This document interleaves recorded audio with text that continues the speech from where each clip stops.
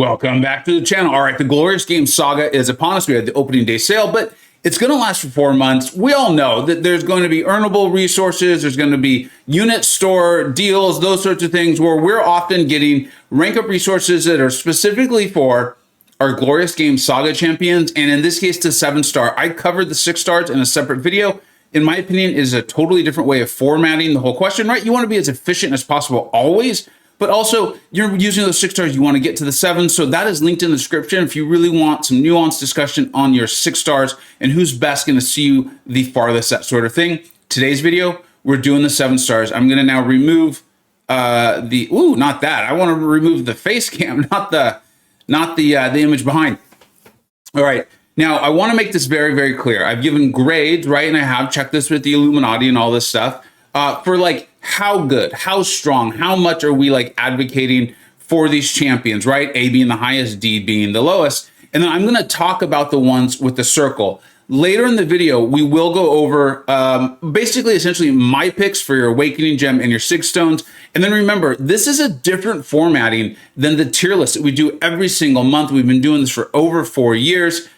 I put the tier list, though, the spreadsheet for it. It is linked in the description, so you can go there and see it for yourself if that's more what you want to shoot for. So here we go. Let's go ahead and jump straight into this. First one we're going to talk about is Enchantress. We do ever with the B. We've talked about her extensively on the channel. She's clearly very strong in long-form content. She's not performing quite as well as I think some of us players feared. I know that I feared in Battlegrounds defense, but war players are saying that she can be brutal on some particular nodes. Time's only going to tell if she gets balanced, rebalanced, the whole thing. But if you're looking to really enjoy a very complex champion who seems to be incredibly good in long-form content, she might really be worth taking up. There's a tremendous amount in her kit, so I wanted to call that out. And if you want someone you can maybe place an Alliance War defense, potentially a good Battlegrounds defender, the jury's still really out on that one. I think she's worth taking a look at. The next one that we're going to talk about is MCoC. The reason why I want to talk briefly about MCoC is a lot of his value, it's defensive, Battlegrounds. So if you're a Battlegrounds player and you enjoy maybe utilizing him, I know Nagase is showing a lot of quality things offensive with MCoC, and you want a potential defender, that's someone you could bring. Without that, I think he falls quite a bit. We have that reflected in the monthly tier list, but again, this is different than that. Then we move on to Mordo. Mordo for me is someone who, if you're a little bit earlier in your account and or you have a very mature account, it's that middle spot where I really wouldn't recommend ranking up Mordo. If you have an early account, he's going to hit really hard, right? He gets a nice power gain. You can get the big furies. You can be really doing some destruction there. And he could also be a defender for your Battlegrounds deck and honestly an attacker too. Then it's that middle ground where I think you're rounding out your roster a bit more, where I would not advise it. And that's why he gets a C.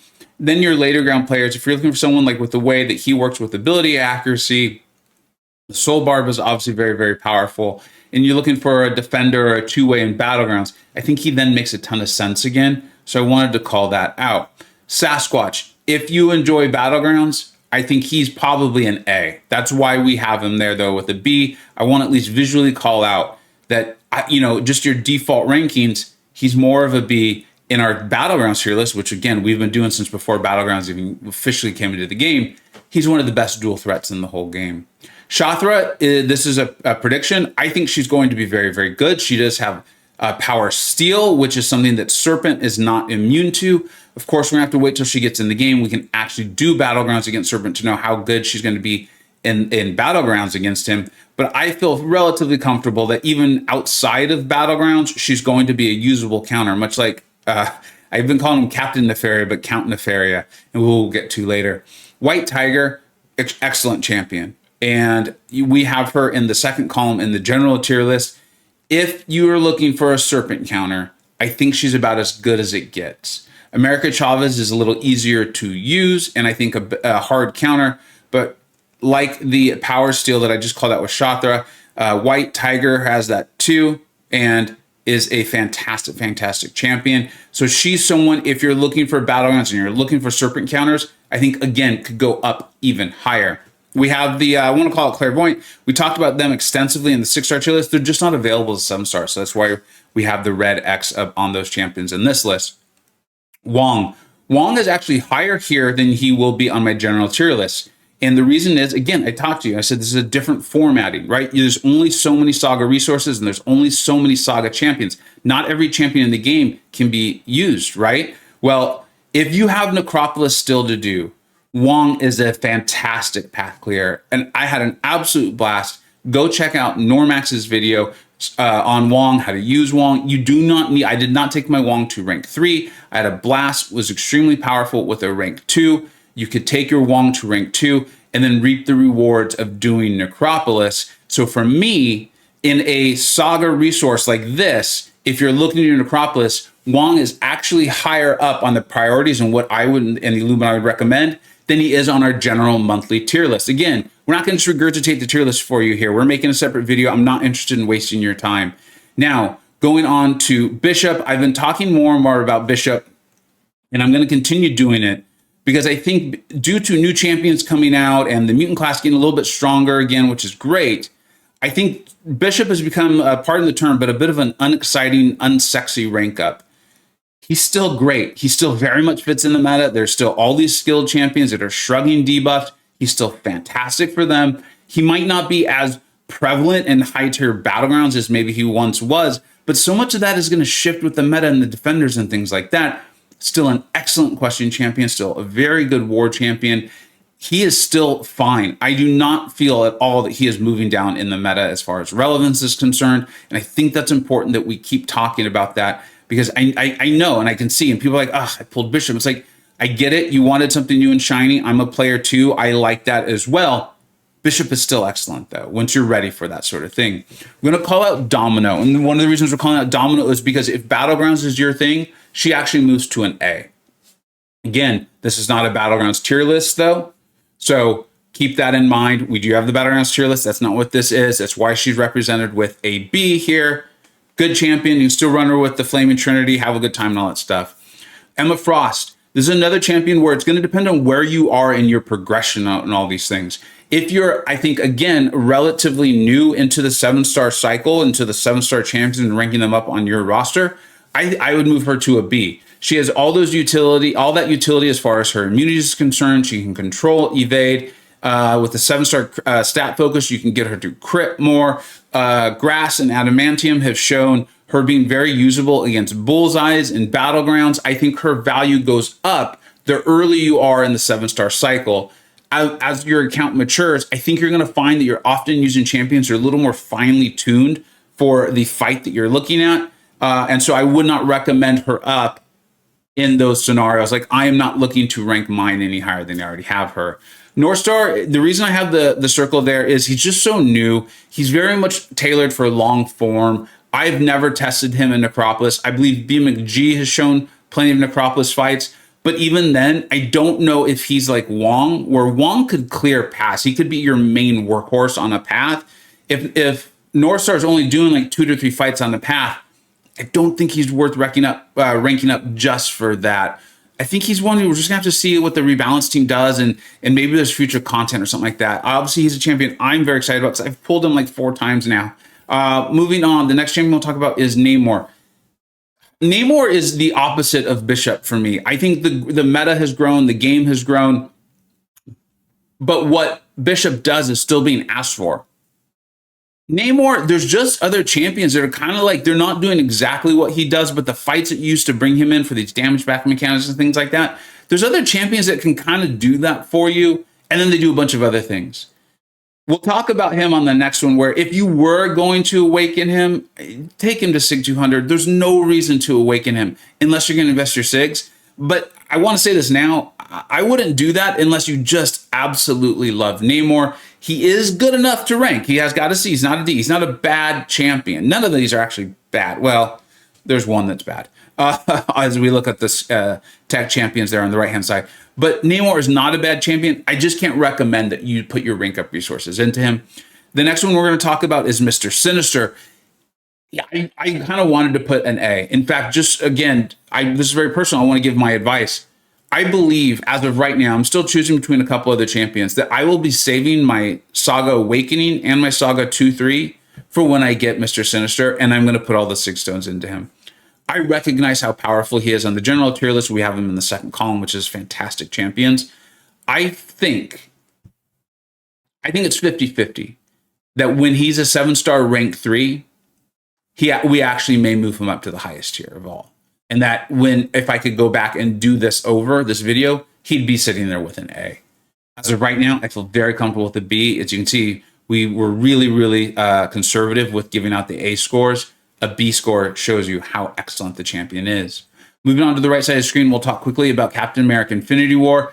Phenomenal, phenomenal champion. It's really cool to see him coming back. It seems like a lot of what caused him to quote unquote fall off the meta was just due to being a 6-star, all these 7-stars coming out, and that he had a high cost as far as the signature ability is concerned. We'll talk about him on the next slide, but if you're going to rank him up, I think you're going to want to awaken him and put a lot of your 6 stones in. So he's still a very investment-heavy champion, especially as a 7-star. Count Nefaria. I've done my video on him. I recognize how powerful he is. I think we're going to continue to see very eye-opening fights. It's the comfort level you have in knowing that your opponent maybe isn't using Unfazed, or knowing that due to the animations, you're going to be able to get that well-timed blocked evade in and then the punish. And so my quote-unquote concern, if that's even the right word, is that he might be incredibly powerful in a variety of spots, but there also might be a ton of spots where you can't use him. We don't know. It's just going to be a time will tell and who Kabam puts out as far as champions and their animations are concerned. That's why there's so many variables that prevent me from being like, he's an A, go for it, go all in. If you have an advanced roster, though, he's incredibly unique, and he's incredibly unique in the science class itself with his energy damage and then all of those immunities. So that's why someone like me with a very mature roster immediately took him to rank 2 and is very excited about him, even though I have concerns about basically recommending him to viewers as this all-around do-it-all champion. Ultimately, I think he's going to fall somewhere in between there, a high-quality champion, but a not do-it-all, which is kind of where our game is going these days. Anyway, moving on to Spider-Man 29, Miguel, fantastic champion. I think the only reason he's quote-unquote fallen out of the meta is just he was locked basically behind the 6-star in the CCB challenge. We've seen him now in some crystals. You get him, you awaken him, you have a really, really good time. Incredibly powerful. I think a fine option for a rank 3 champion. The next one we're going to talk about is Immortal Hulk. Immortal Hulk is scored significantly higher here than he is on my general tier list, unless you unclick Battlegrounds and War in the general tier list. It's part of why the general tier list is so great, is you can configure it to how you are playing the game. What modes are you enjoying? If you're looking for a quester, there might not be anyone better. I guarantee that as we continue to go through the Summer of Pain and Eternity of Pain contents, we're going to continue to see 7-star, rank 2, rank 3, even rank 1, I believe is what Adamantium showed. iHulk's just obliterating stuff because that's what he was designed to do. So if that's what you're enjoying and you enjoy iHulk, I think he's definitely a B, and I want to call that out in this video. Luke Cage. Now, for me, Luke Cage is a significantly more well-rounded champion. You're going to do tremendous things in war, in battlegrounds, questing. I've been showing that. Grass has been showing that. Jaeger's been showing that. Other people are catching on. My understanding is FinTech's been showing it too. Andrew the Ref just showed it in a war video, literally, that I just watched minutes ago. I'm going to continue to get out Luke Cage content. I've got out the spicy meter. I did the buff video. I'm going to do my rank 3 showcase. And just for you, because I know some people, no one watches their video. I get that. Mine's not Awakened, and I still love him, and I still took him to rank 3. Quickly shout out the Deathless She-Hulk. You're gonna have to please come back, check in every single month. We update every single month the tier list. We've been doing it for over 4 years. Get the full thoughts on her when she comes into the game. No one's seen her kit yet. Just no one has any idea. The next one is the Open Square. Essentially exactly what I just said about Deathless She-Hulk. Apply it all to the Open Square. We'll be getting out the new champ video. We'll be getting out the predictions. We'll be getting out the tier list, the whole thing. Come check back in. Calling in Arcade. We obviously know what Arcade is now. Arcade is a champion that, in my opinion, is going to get buffed. He's going to get rebalanced up. I think he's just not hitting the marks defensively nor offensively as he was intended to do. And I do think it's always important to keep in mind that Arcade was very clearly basically a last-second turn. Kabam heard us, and they agreed that there was just too many tough defenders coming out in a row and too quick of a cadence. Arcade, I'm sure, was far into the development. I think the designer did an excellent job of tuning down the defensive capabilities and still trying to get out a well-made champion, which I want to be clear, Arcade definitely is. They have the D because I just don't feel comfortable recommending ranking him up because I don't know what he's going to end up as, and I do feel confident there'll be some sort of rebalance. And all of these champions outside of, I can't even think of his name, but he's got a D, the future Captain America. They're all good. They're all good champions. Arcade is good, just gets the lowest score on this list. The next one we'll talk about is Howard the Duck. I know some of you are like, dude, he should be higher up. I think if you have him awakened, because he gets that plus ability accuracy from a single awakening point, right, which allows him to take dominoes, and that is actually important. It's not just domino, there's also magnetos and things like that, although I think the magnetism is a higher percentage, but still, it's very helpful against domino, and would be helpful against magnetism as well. Howard the Duck is a very, very good champion. I think he's someone that like you have to kind of want to use. Personally, I do not enjoy his tapping mechanic to help get him going, get his ramp going. But if you're comfortable with the AI doing it for you, or if you're just comfortable with the mechanic in general, you can get excellent results. Nagase just recently showed it. Karate Mike's shown it time and time again. Moving on to Shocker. If Battlegrounds is your thing, he goes up to A. Very similar to what I said about Sasquatch. I don't think Shocker's as good of a dual threat as Sasquatch is because Sasquatch has such a defensive prowess. Shocker can trick people up. But if you get him awakened, and we'll talk about that on the next slide, phenomenal, phenomenal champion. I really do like Shocker. Ultron, if you pulled Ultron and you're willing to put the 6 stones into him, I think he goes to an A because he's so incredibly rare. And I do believe his power level is somewhere in that vicinity. It's a combination of how rare he is, if you're willing to put 6 stones in, and how his power level is. I think he's ultimately going to still be a second tier attacker or general tier list placement, but he's insanely rare, and what he does is very, very, very, very unique. Okay, those are the 7 stars I would feel comfortable ranking up, that I would recommend, and all of their scores, and the ones that I wanted to talk about, who I think if you look at the list, it's not intuitive why they are the way they are, or there was something specific I wanted to call out. Now we're going to look at my picks for Awakening Gems and 6 stones. All right, now these are my picks for the 6 stones and the Awakening Gems. I tried to do a graphic for all that combined and giving scores, and it just became overly complicated, and I knew it was going to steer people wrong just by looking at it. The Illuminati pointed it out multiple times. We couldn't figure out a good solution, so we're like, you know what we'll do? We do a monthly tier list where we go over 6 stones. Do you need the Awakening? How high of a sig? That whole thing.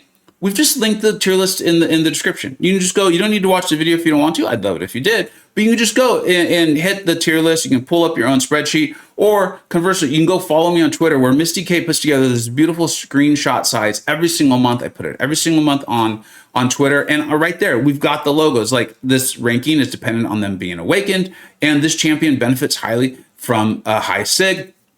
You can go. All that information is right there for you. So what we're presenting here in this video is going to be my personal picks based on, I think, the power level of the champion and how well their awakened ability increases their value, their damage, or the sort of fights they can take. And of course, I'll talk about the signature ability there a little bit too. Diablo, just that initial awakening helps him so much with his attack, and then also poison, making him even more recoil friendly. You don't need to put a ton of 6 stones in. It's nice, but I wouldn't be investing my 7-star 6 stones. Think about it. This is the first 7-star Awakening gem we've seen in the whole game. 7-star 6 stones are incredibly rare. Getting to the next champion we're going to talk about is Kushala. She's phenomenal without it. I want to make this abundantly clear. I took my Kushala to rank 3 without her being awakened and produced like beautiful results. Tier 1 war, SSX, the whole thing. Battlegrounds, love it. You get her awakened though, and as her sig goes up, you're going to get more of those passives, which are stronger. They're going to help you in case the defender's shrugging him. And also it's going to help you with the, I believe it is the pause mechanic for her spells. So it is very, very valuable. I am sitting on over 100 Saga 7-star 6 stones right now.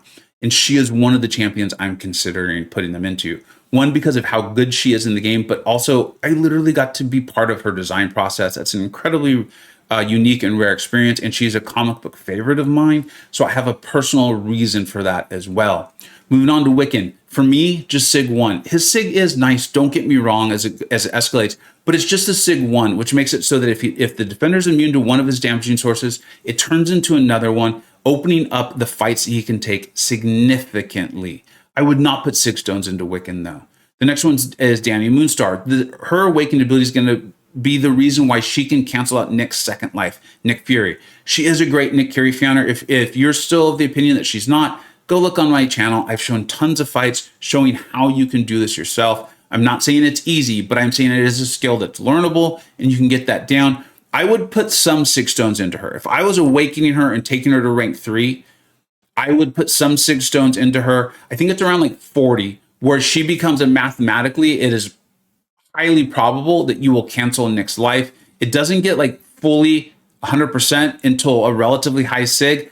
I don't think Danny is a good enough champion right now to take her to like a super high sig because the sigs are so incredibly rare. I think she's good enough to consider putting some stones in and having a good time with her. The next one will be Domino.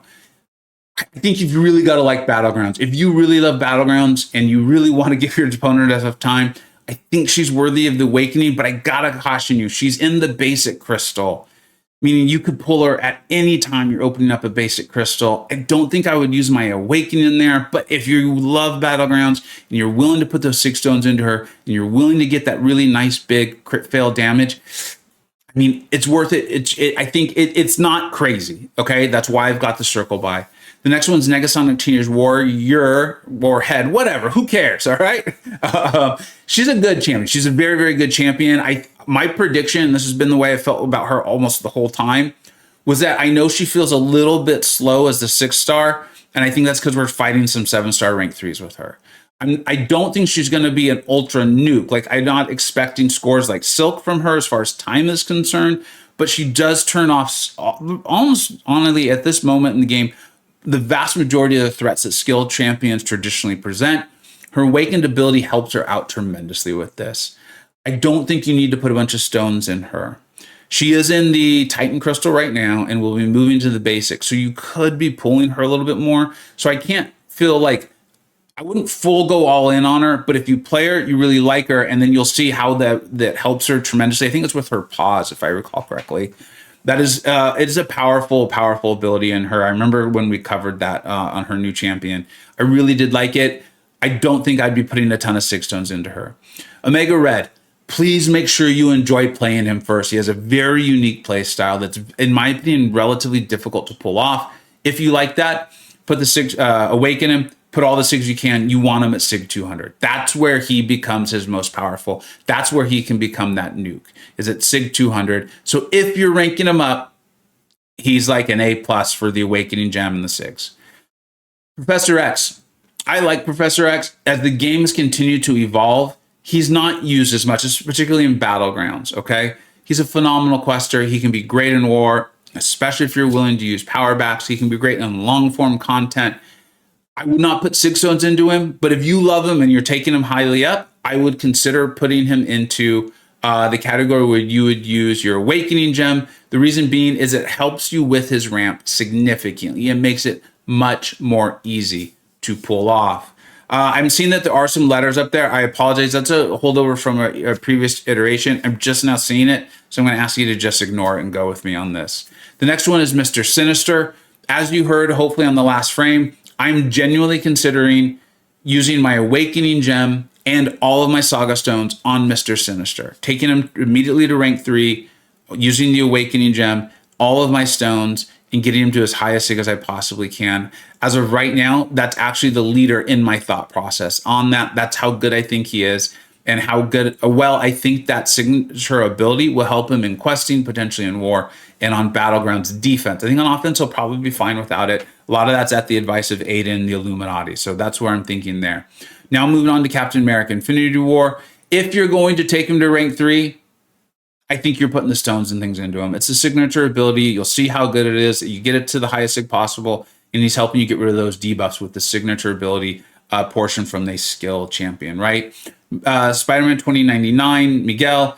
I think, I know I played him so much, I almost started to get bored of him.